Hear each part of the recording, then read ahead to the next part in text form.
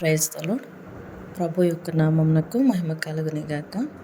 ఉదయకాలపు యొక్క వాక్య కీర్తన 29వ అధ్యాయము. దావీదు కీర్తన.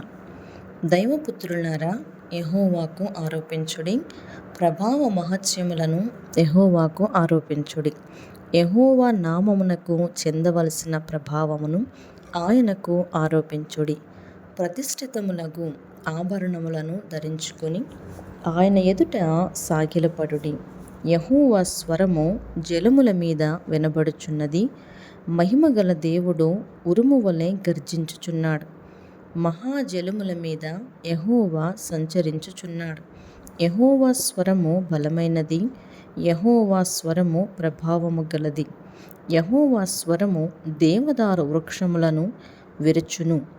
యెహోవా లెబానోను దేవదారు వృక్షములను ముక్కలుగా విరుచును. దూడవలె అవి గంతులు వేయునట్లు ఆయన చేయును. లెబానోనును షిర్యోనును గురుపోతు పిల్లవలె గంతులు వేయునట్లు ఆయన చేయును. యెహోవా స్వరము అగ్నిజ్వాలలను ప్రజ్వరిల్లింపజేయుచున్నది. యెహోవా స్వరము అరణ్యమును కదిలించును. యెహోవా కాదేశు అరణ్యమును కదిలించును.